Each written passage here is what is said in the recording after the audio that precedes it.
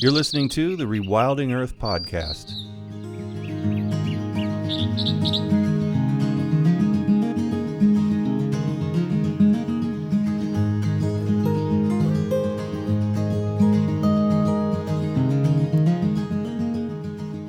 The Rewilding Earth podcast is supported by businesses such as Patagonia, Catula, and Biohabitats, as well as the Whedon Foundation and listeners like you. If you love the work that the Rewilding Institute is doing, please consider donating at rewilding.org. And be sure to sign up for our weekly newsletter while you're there. Mickey Ryan is co-chair of the board of the National Conservation Group Great Old Broads for Wilderness. Co-founder of the CV chapter of Great Old Broads, it covers the region of Northwest Oregon and Southwest Washington. Mickey is a lawyer, and in her career, she is focused on social justice work representing people without housing and low-income tenants in their housing and related legal needs. Amy Stewart worked for the last 40 years as a fish and wildlife biologist and spent 3 of those 4 decades with the Oregon Department of Fish and Wildlife. Most of her work was as a fish biologist in central and eastern Oregon, with experiences including fish habitat and population management and restoration, hydropower project relicensing and dam removals, and most recently as the Deschutes Basin manager. Julie Weichel has spent 45 years as a large animal veterinarian, including academia, private practice, and regulatory medicine. This gave Julie a big window on the American West. All of those observations led inevitably to a realization that much of our natural world is in jeopardy and needs more thoughtful and a longer view. If I were to put 3 people in a room and have them tasked with removing dams on the lower Snake River, I would look no further than these 3. In fact, if I were a dam on the lower Snake River, I'd be shaking in my foundation right at this moment. Today, the case will be made emphatically and conclusively against these dams, why they should be removed, and why the war on salmon in this part of the world needs to end. We're members of the Great Old Broads for Wilderness, which is a national conservation group dedicated to protection of America's wilderness and wild lands and keeping them public. We're here today to talk about the lower Snake River dams and restoring the wild Snake River salmon and steelhead. Although we're talking about the lower Snake River dams today, we're also talking about the entire Columbia River Basin that covers large parts of Washington, Oregon, Idaho, and parts of Montana, even goes into Canada. The Columbia River is the 4th largest river in the North American continent and the basin covers 258,000 acres. Much of that is public land. The Columbia River and its primary tributary, which is the Snake, flows 1,200 miles through 7 states and a Canadian province. Our concern is one of the keystone species of that area, which is the salmon. And Amy will talk a lot about the salmon, but hundreds of species of fish and wildlife depend on those salmon, including the close contact that both the native people of the Northwest and all of us immigrants rely on and love. We became involved with, I say we kind of came to this fight late, although I think we're doing a good job about 2.5 years ago when I got involved in it. Now, Julie and Amy have been involved in this in various forums for decades, and they're going to describe that. But Julie was very important in convincing us to get involved in this action and that now was the time. And I'll have her talk more about that. But what had happened was an Idaho congressman had actually mentioned the fact that, breaching the dams was something to talk about, which it had always been something that no one, at least on the other side of the aisle, would talk about at all. And at the same time, there was an outstanding documentary, Dam to Extinction, released. And that got people more excited about this issue. That focused on particularly the orca and its link to the salmon and dependence on the salmon. And we'll have links to how you can access that at the end of our information. So we got involved and started gearing up on various actions, including getting involved in environmental impact statement that just came out, and some other actions. But I think maybe perhaps Amy and Julie should talk, and then I can finish up with kind of what's going on with litigation and other actions that we're taking right now. Does that sound okay, Amy? Yeah, that works. Great. Okay, well, thanks for having us on, Jack. This is really good. I have a somewhat personal history. I was actually a barge rider for the Army Corps of Engineers back in the Pleistocene in 1982, when I was a very young and naive biologist. And now I'm, here it is almost 40 years later, and I'm one of the people that's helping to say, hey, it's time for those lower Snake River dams to go. And I'm going to start out with three really important things. One is the only solution for survival for salmon and steelhead in a changing climate is a free-flowing Snake River and connectivity to the Salmon River. Secondly, the removal of the 4 lower Snake River dams ensures a 2- to 3-fold increase in what we call smolt to adult returns. And I'll talk about that a little bit later. The short word for smolt to adult return is an SAR.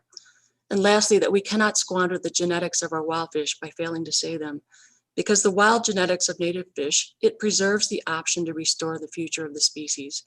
Without wild fish, the monoculture of huge numbers of hatchery fish, like big agriculture, allows the loss of biodiversity and sustainability in the face of climate change. And of course, people all know the livability and sustainability of our planet and the future of all the species depends on restoring native species, especially those that our public cares about. Those are our iconic species like salmon and steelhead. So I'm going to address 3 topics pretty quickly: dams, the fish, and climate change. And first of all, dams fragment connective corridors, our rivers, and they block essential habitats that migratory fish need to complete their life cycle. Dams alter flows, the water quality, the nutrients, and sediment. And as an example, the lower Snake River dams, they cause chronic lethal temperatures, both in the lower Snake River and the Columbia, above 68 degrees Fahrenheit. And that 68 degrees Fahrenheit is a marker because it impedes migrations and it causes chronic and lethal mortality. And that's been happening from mid-June to mid-September in some years. When we start removing dams, we can restore biodiversity and fish runs. And really good examples are the Penobscot and the Kennebec in Maine, and the Hood River, White Salmon River, and Elwha in the Pacific Northwest. Since the early 1900s, almost 1,600 dams have been removed, and largely because they're either below-cost dams that are privately owned, and people can't afford to take care of them anymore, or dam safety. And really good examples of this in the last couple of years are the Oroville Dam in California in 2019, where they had to move large numbers of people, thousands of people, to avoid loss of life. And then even in Michigan this year, we had 2 dam failures that also had the risk of hurting or killing people. So on the Columbia River, all the techno fixes of barging and hatchery fishes, spilling water at dams, improving juvenile bypass systems have failed to restore a single native listed species. So now I'm going to talk about the fish. Salmon, Chinook salmon, sockeye, and steelhead were listed in the early 1990s. Sadly, coho had already gone extinct in the mid-1980s. Our spring and summer and fall Chinook, sockeye salmon, and steelhead, the wild fish are less than 1% of their historic numbers. As an example, our historic spring-summer Chinook used to be 1 million fish. In 2019, there were 6,130. Let me repeat that, 1 million fish down to 6,130 fish. So our wild fish are spiraling towards extinction, and our runs are almost entirely dependent on hatchery fish.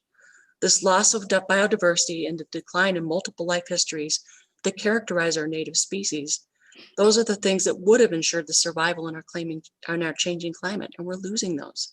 With the monoculture of hatchery fish, it's slowly destroying our wild genetics, because as with each generation, as hatchery fish go and spawn with wild fish.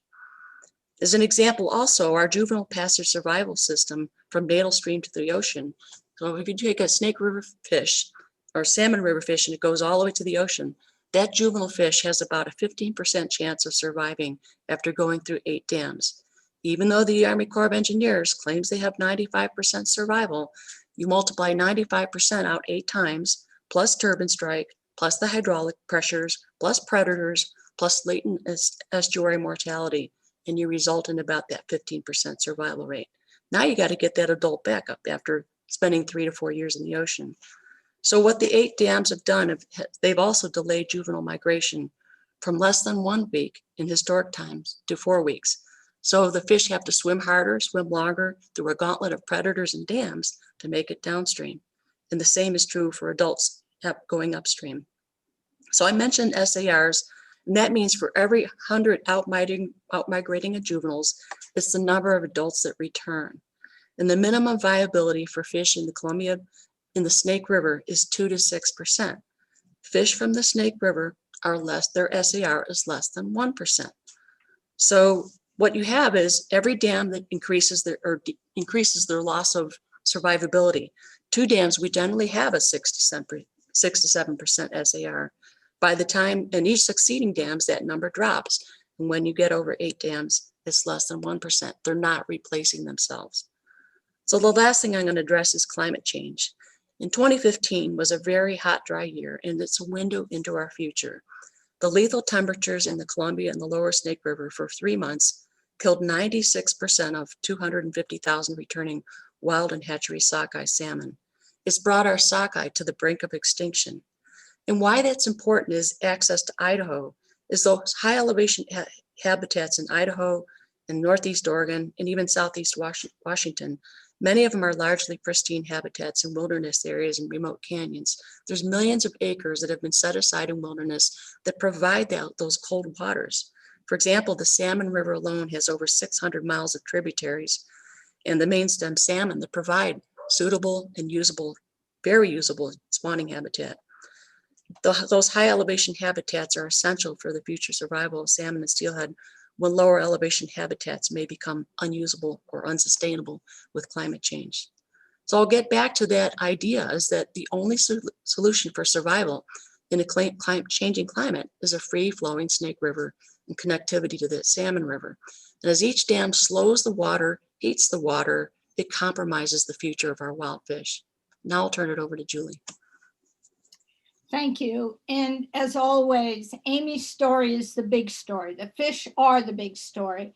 And I would share with our audience that in the late 60s and 70s, I actually testified against some of the lower Snake River dams because I lived in Lewiston, Idaho. But at that time, I was a whitewater kayaker, and we were talking about, oh, don't drown out our favorite little place to play in the river. And no one at those hearings, no one mentioned the big story, which is the fish. So even though the fish is the big story, and Amy tells the story so well, I'm going to focus on what we hope, what we think may be the real thing that finally gets those 4 relatively useless lower Snake River dams out of the way of fish. We're not talking about other dams on the Columbia River system at this time.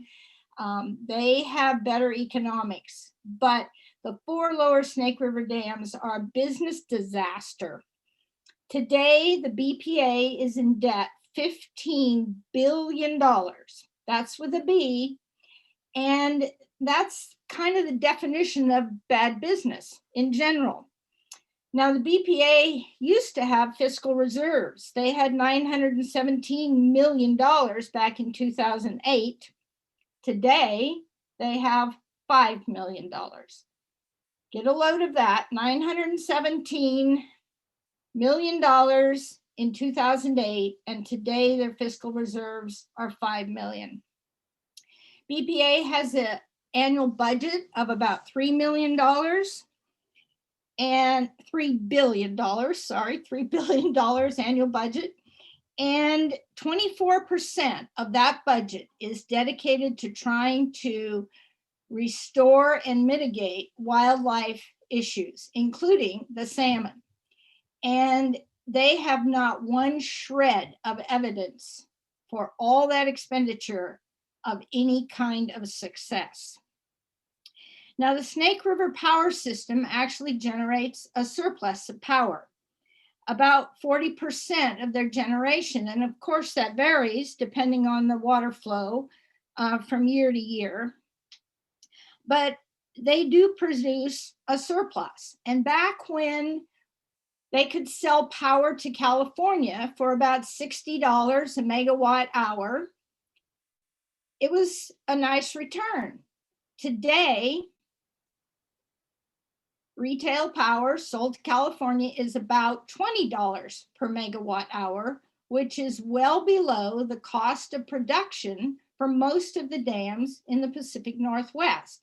Now, BPA won't make individual dam economics available to us, but we know that the Grand Coulee is pretty efficient in terms of how much power it generates relative to cost, whereas the 4 lower Snake River dams are much less efficient. In fact, the entire production of power from the 4 lower Snake River dams is confined to the spring runoff, which is actually when the Northwest grid has a surplus of power. BPA literally has to pay their wind power sources and their solar power sources to shut down during these high water flows. And although you will see in editorials that supposedly the 4 lower Snake River dams generate 4,000 megawatt hours of power, that's their theoretical capability. For the past 17 years, their annual production hasn't been anywhere near 4,000 megawatts of power. It's actually somewhere between 700 and 900 megawatts of power. So there's a lot of kind of funny numbers if you don't dig fairly deep. As a whole, the 4 lower Snake River dams generate 3.3%, even assuming BPA's figure of 4,000 megawatt hours, 3.3%. And that has more than been made up with energy efficient measures that have been undertaken recently. So back to the hard economic realities. A large part of the power produced by the Bonneville Power Administration is sold to PUDs, public utilities districts, under contract. And right now, those contracts average about $36 per megawatt hour. But most of these contracts end in 2028. And BPA is under obligation to get proposed new contracts out into the PUDs, by 2024. That's just around the corner.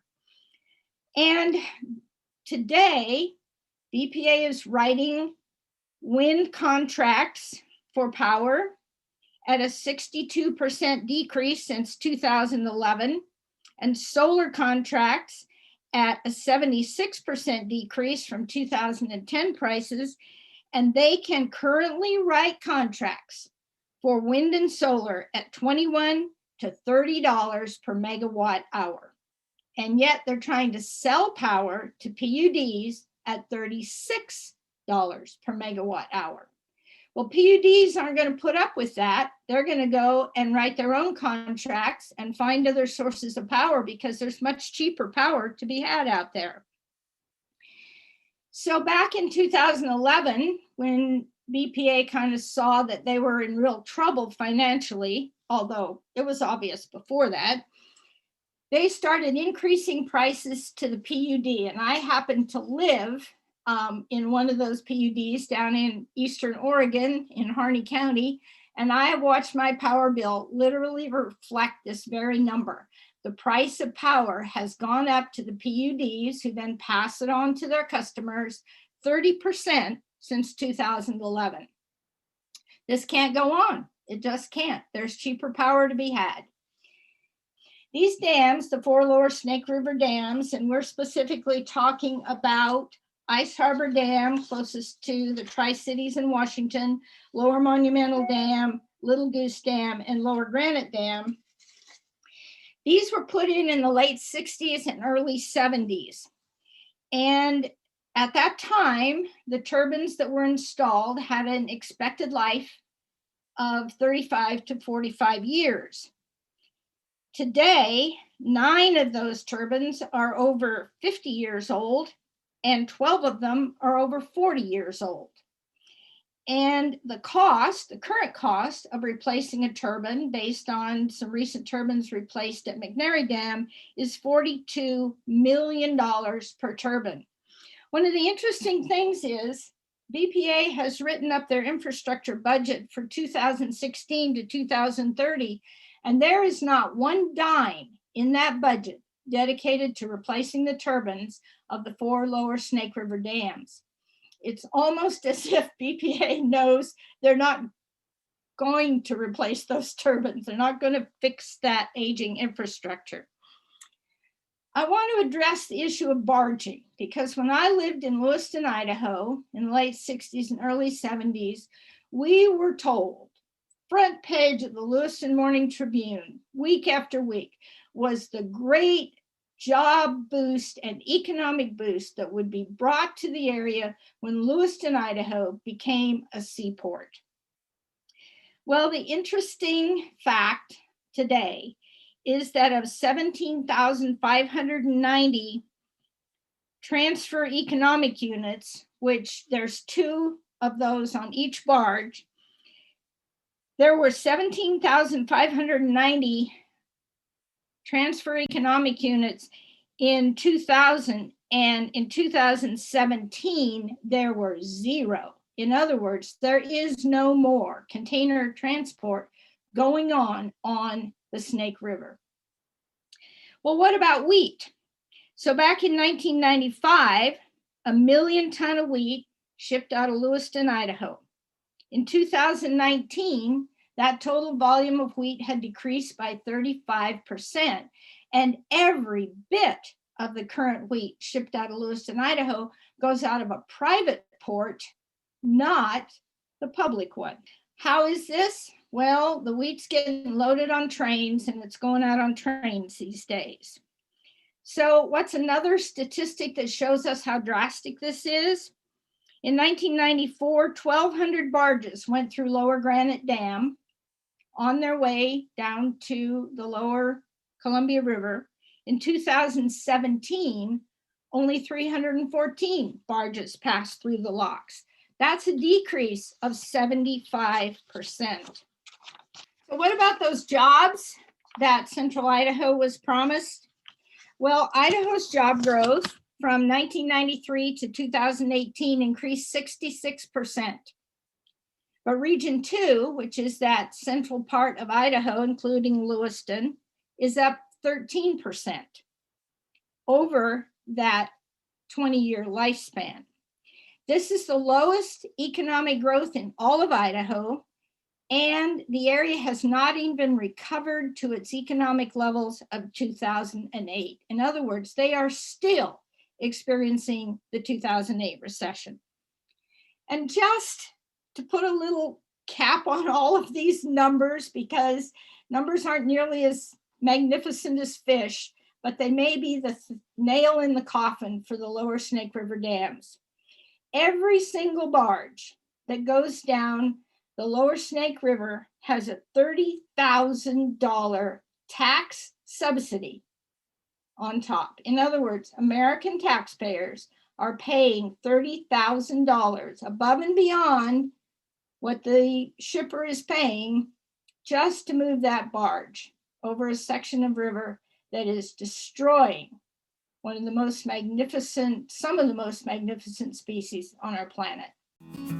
You're listening to the Rewilding Earth podcast. Did you know we also publish insightful and inspirational content from leading rewilding scholars, poets, artists, and organizers from around the world?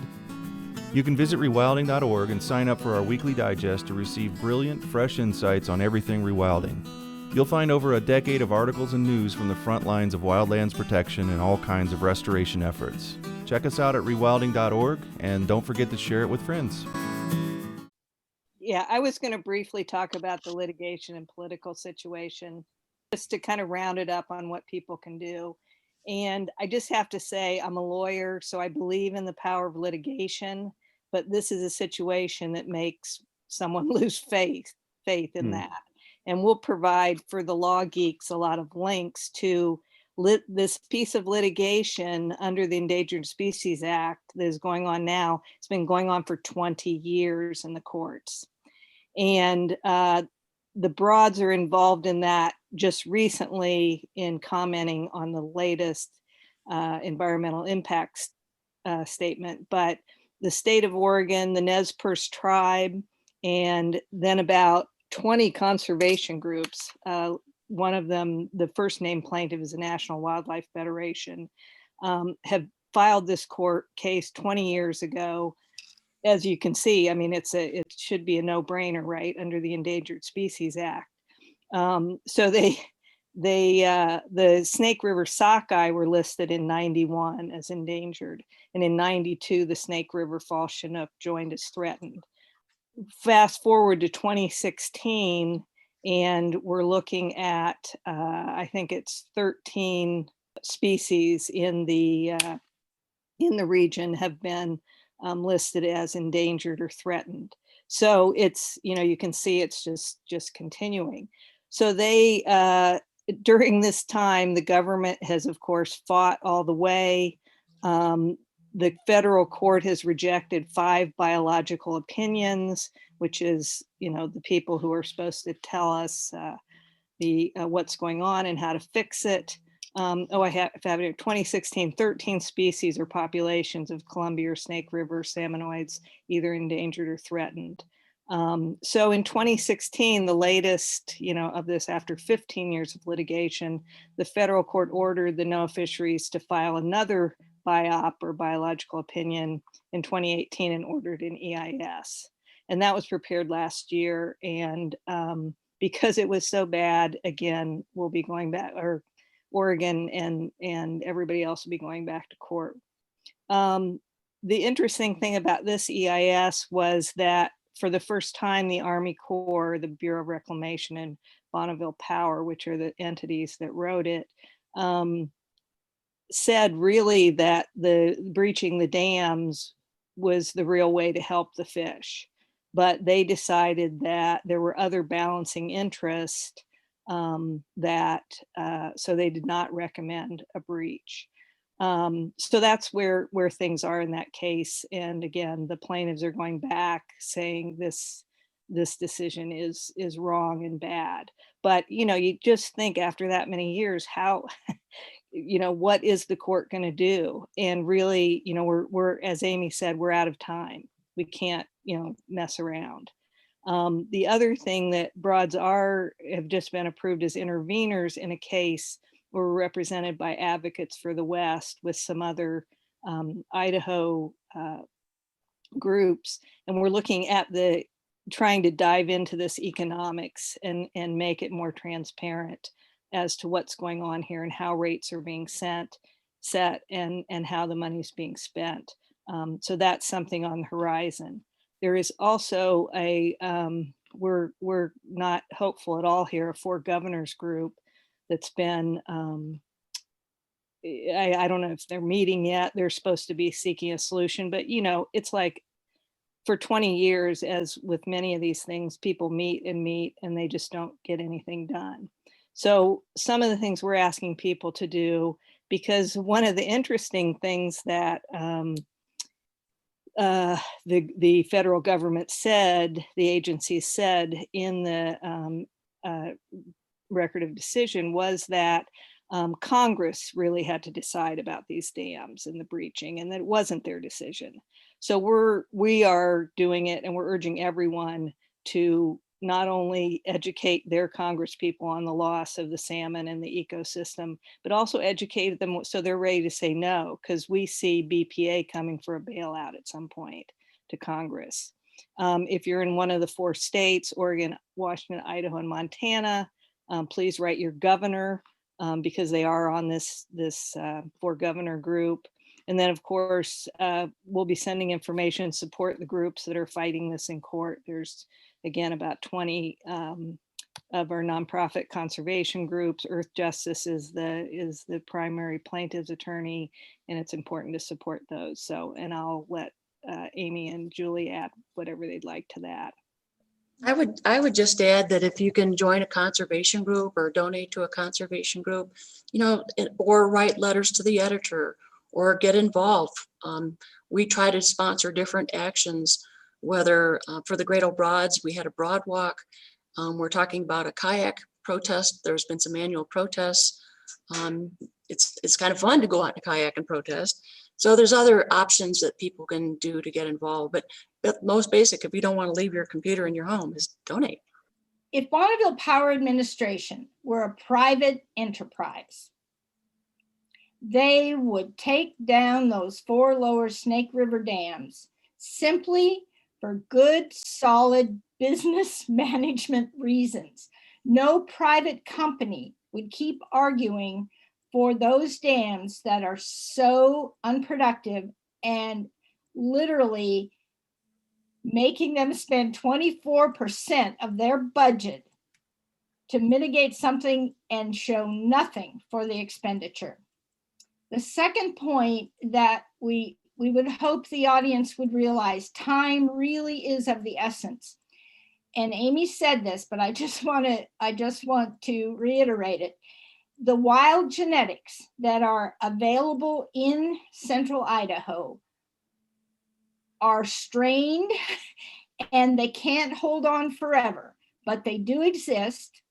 And if we could restore runs into that country, those genetics would be powerful in terms of helping deal with climate change. Do you feel like you're making progress in outreach? And, you know, the dams are ridiculous. You've made that case perfectly. They don't make any business sense. They're destroying habitat and, or they have already, and endangering species. So as more people are learning about this stuff, do you feel like it's going to get easier? You're talking about a 20-year thing. I interviewed Tim McNulty about the Elwha, and that was a super, super long journey too, of litigation, of massive coalition building, of just a really huge onslaught until the dam was finally down. Do you sense that this is going to ever get any faster, that we're going to pick up momentum? Maybe you guys have picked up momentum from successful projects like the Elwha and others, that the few others that have that are really sizable dams that have been taken out finally. I think it's important for people to realize, because it's kind of a new idea to a good size of the audience, even the sophisticated audience that this podcast has. Dams, by their very definition, are the seed of their own demise, because they slow down water and silt backs up. Every dam that's ever been built is already killing itself. And that's an important consideration. In other words, dams are a short-term kind of solution to anything, if indeed they are a solution. And so we need to look at dams differently than maybe we have historically. And of course, we all know that a lot of the dams that got built out west literally got built because they provided jobs. No one really looked at the environmental consequences of some of these great dams. And I would add that I am hopeful in regards to your question that we'll look at dams more critically in the future. And a good example of that is the proposal that's been on the books for decades to take out the Klamath dams. And now, even though it's been pushed back, the first dams are supposed to come out starting in 2022. And that will be an even bigger project than the Elwha was. But the hope is that by taking out those dams, it'll be essentially the same thing, restoring salmon and steelhead to the whole upper basin of the Klamath and restoring the free-flowing nature of the rivers. So I'm hopeful that, at least with people who care about rivers, care about fish and the ecological integrity of those aquatic ecosystems, that we'll see more dam removals in the future. The Broads again are working on an issue on the Chehalis River, which is a largely unknown river system in western Washington. They're building a structure. They won't call it a dam, although it's a dam. They want to build it to protect the highway and do various things. And there's quite a fight. And in fact, the governor said, hey, slow this down. We got to look at this. We're not making any hasty decisions. And there are a ton of people working on this. And I think it's largely, one of those things that unfortunately we learn late. And then, but we do learn. And I think that people are really looking at every alternative which there are many alternatives on the Chehalis, and I'm betting it doesn't get built. And so I think that's something we can look at in terms of the tide changing. There are jobs in taking out dams, I would imagine. There are jobs that would come back that were taken out because of the dams. So it's not a zero-sum situation that we're talking about, right? We're not talking about eliminating something or being anti-worker and anti-jobs at all, because I see just as many jobs coming up when you take out dams as there were putting them in and then operating barges. Is that fair? That's very fair. Idaho and the lower Snake River dams is a really good example, because their small rural economies have been depending on guide and outfitters and the whole fishing industry to support their jobs. And those communities are slowly dying because the steelhead and salmon aren't coming back. The last 2 or 3 years, they haven't been able to have significant salmon and steelhead fisheries. So without those fisheries, there's no economy. So it's not just the dam removal, it's also restoring the fisheries that depended on them. And they don't even have to be retention fisheries. They can be catch and release fisheries. I would share with you that Eco Northwest, which is a consulting firm, did an economic analysis of the removal of the 4 lower Snake River dams. And when they figured in the economic upside of removing the dams, they found a $7 to 1 return on investment by taking the dams out. So when you do include, as Jack mentioned, those alternative things that happen, restoring and as Amy mentioned, these local businesses finally can thrive again. It's a 7 to 1 return on investment. Who wouldn't go for that? Do you guys see any benefits coming to your fight with these dams in terms of restoration and rewilding and support that you might foresee coming from the new administration? We're all hopeful because it can't be as bad as it has been, but we're trying to stay literally light on our feet to see where to put forth our best efforts with the new administration. And it just has to be better. Yeah, one of the problems is how folks like BPA spin hydropower. That it is renewable and it is, no impact and all this kind of stuff. So I think we have to keep pounding on, hey, folks, we are going to lose the major ecosystem of the Pacific Northwest when we lose the salmon. If, we're confident it will come back if we can do this soon enough. But it's ruining it. It's ruining what the Northwest is known for in our ecosystem. And we're simply proposing to take out the 4 lower Snake River dams, not the Columbia main stem dams. And that will make the difference. I mean, a 2 to 3-fold increase in fish returning, that'll make it sustainable. They'll survive. That's a big deal. Mickey, Julie, Amy, thank you so much. This was really, really great. Thank you. Thank you, Jack. Thanks for listening to the Rewilding Earth podcast. We do what we do because of you. This podcast is supported by listeners like you who long to live in a wilder world. Please consider donating at rewilding.org and subscribe to our weekly news and article digest while you're there. To go the extra mile, you can follow and share Rewilding Earth on Instagram, Facebook, and Twitter. Bonus points for sharing this podcast with your friends. To listen to past episodes, go to rewilding.org/pod. That's rewilding.org/pod.